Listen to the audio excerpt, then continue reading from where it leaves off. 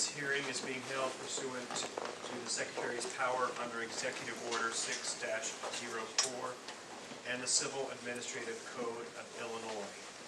The Department of Financial and Professional Regulation oversees most of the state's professionals. We license over 1 million licensees, including everything from barbers to banks and architects to veterinarians. We also oversee most of the state's financial institutions, which have combined assets in excess of $4 trillion. The rules for today's hearing are pretty short and sweet. Number one, no oral testimony shall exceed an aggregate of 10 minutes.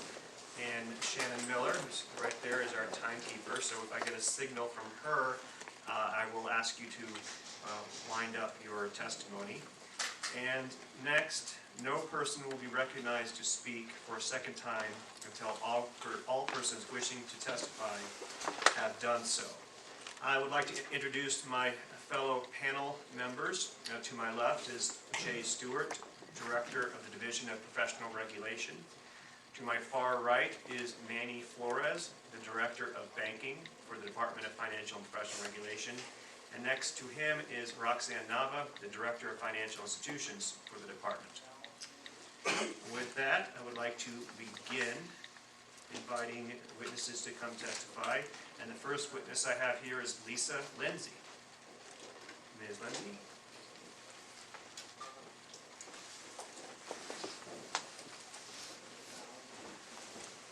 I wasn't expecting to testify today, but I have something on my mind, and when I saw you on the news, it reminded me that I needed to speak about it.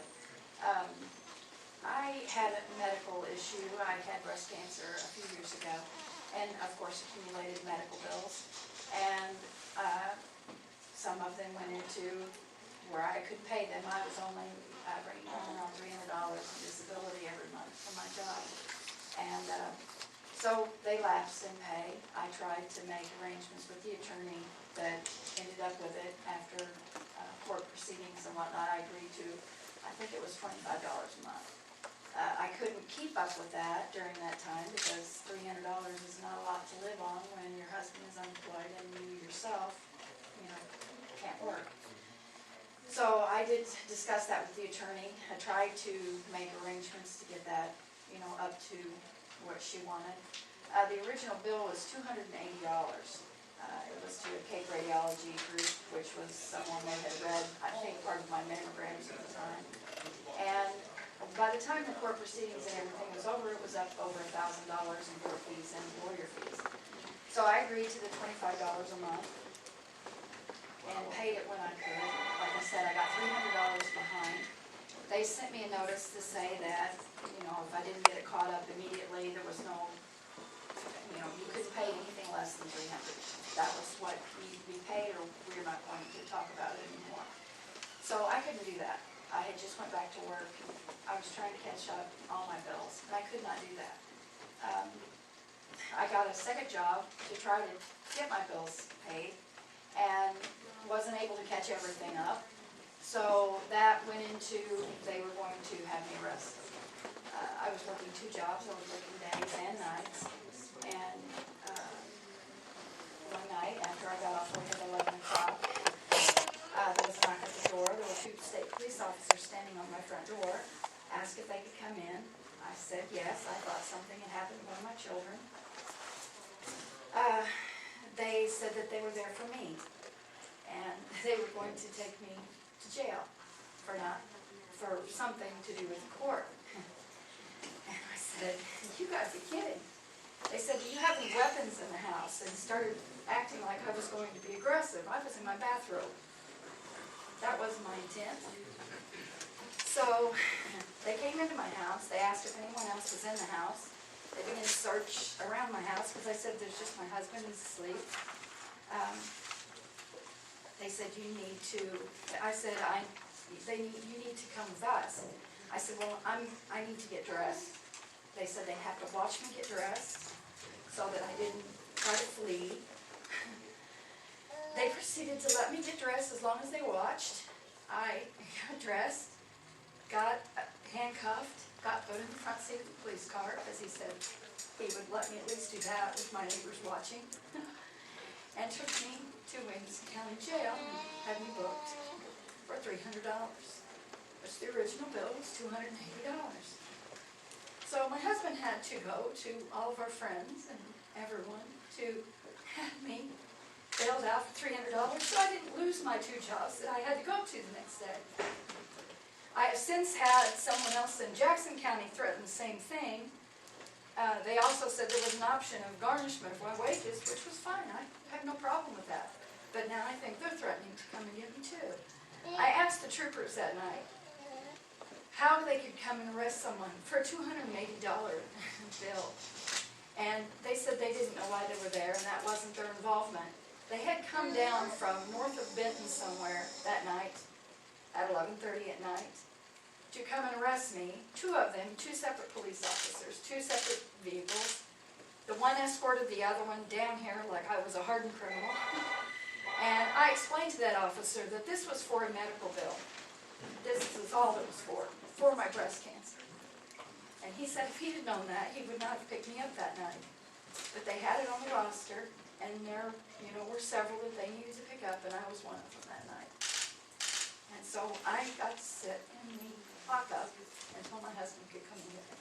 I hope that doesn't happen again for a medical bill that I have no control over. Thank you. Ms. Lindsay, can you stay for a couple questions? Well, thank you first for your honesty and openness. I really appreciate that. It's very helpful in allowing us to understand the nature of this problem. How long were you in jail? I was just there several hours until he could get me. They actually, went through the whole process of fingerprinting me, and, which is very degrading also. If I would have done something criminally wrong, fine, arrest me. But arrest me for a medical bill, control over, I think that's a little harsh. The money that your husband collected to help get you out of jail, you mentioned it was from friends. Were they just kind enough to basically donate to getting you out of jail? Yes, he didn't tell them why he needed the money, and no one knew that until now. My jobs didn't know. No one knew that I was arrested that night except my children. And they were very upset about it too. And can you tell us in your own words how the experience of actually being in jail made you feel? I can't express how that made me feel. I had my hands in my head, on my head, crying the whole time I was there. There was someone next to me that had been arrested for other reasons, I'm assuming so, and she was crying out foul language, moaning, wanting someone's attention. They didn't treat me any different than they treated her, which I would expect. I've never been arrested before and hopefully never will again. But, now I have that record of being arrested, and that will go away.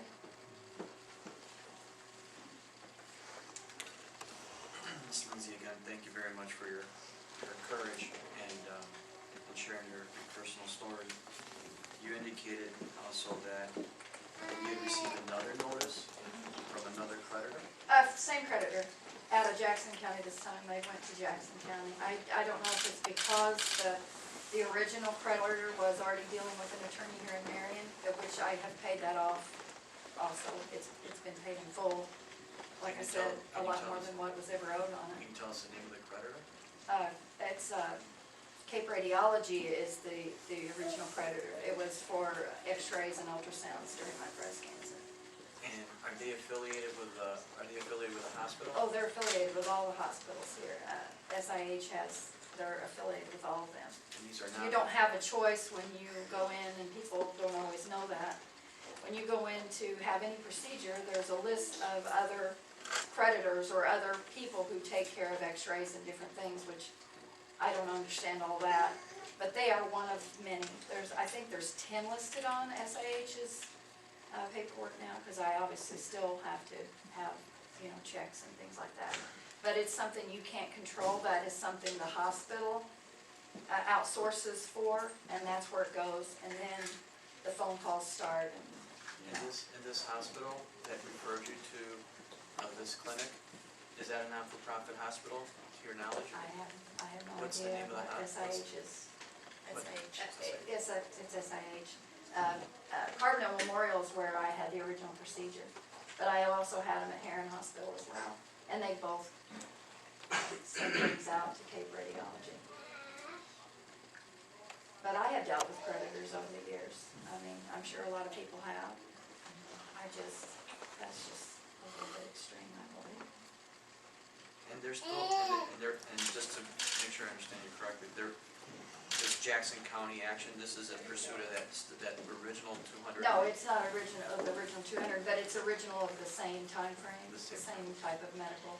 I had procedures at different hospitals. How much is, what's the debt on this particular? I think the original debt on that was $600. It's up over $1,000 now with attorney fees. I actually showed up because I tell my children the same thing. I tell everyone showing up is half the battle. You have to show up or, you have no control. I showed up to the courthouse for the original court proceeding.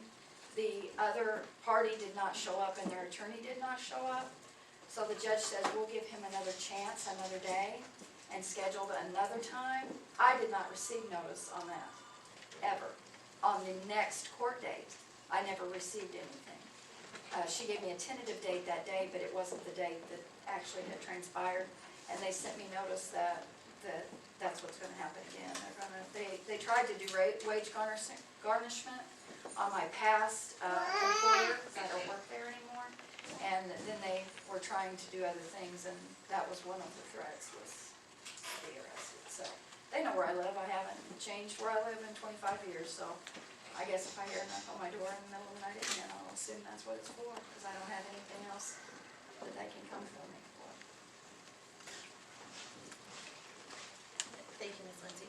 I appreciate you sharing your story and coming out in public, because your courage ideally will help others so that nobody else has to go through what you've been through.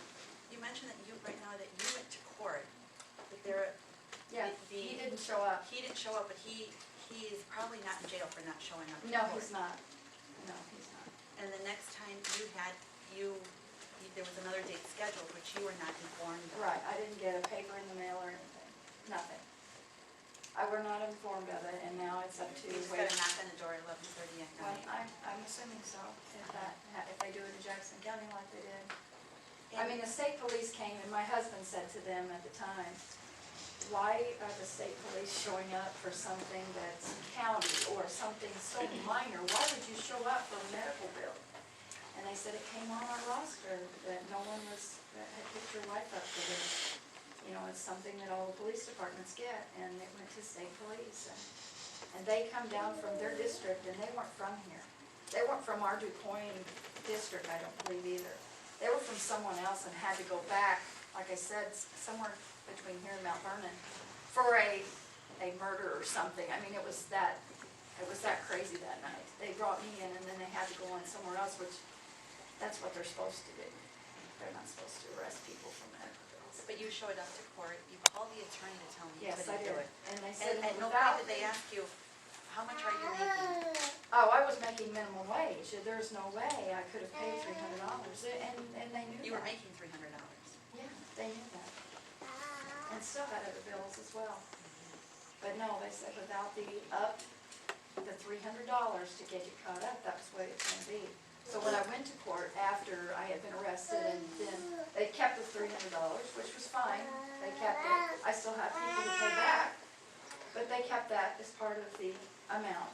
And it left around 300 and something left over, and I paid that right before Christmas.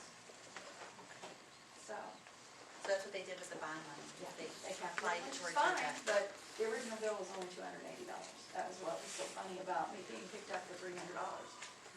That was what was so strange about it.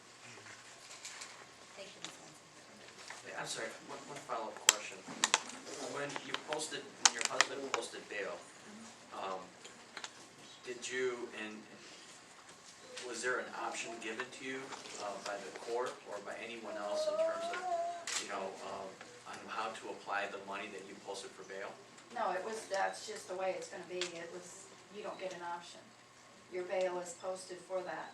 In fact, my husband has since had a medical bill issue, and they said to him, you either bring this, the attorney said, here, Marion, you either bring the money by this date, or you will be picked up by this date. And I took my next paycheck and paid his medical bill the same way, so that he wouldn't be picked up and he wouldn't have to go through what I did. I didn't pay my house payment, but I paid the $500 that they were requesting. Yeah. Thank you. Thank you, Ms. Lindsay. Next, I'd like to invite Sandy Gordon up to testify.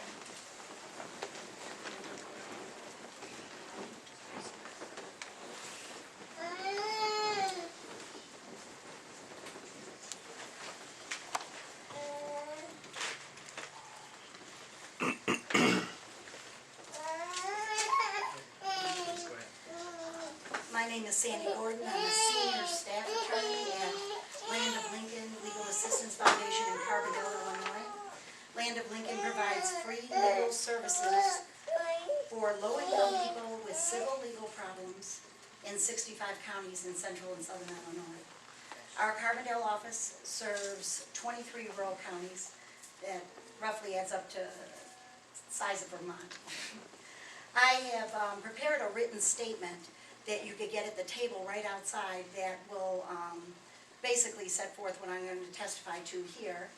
And in there that we set forth what the current process is, the problems, and potential solutions.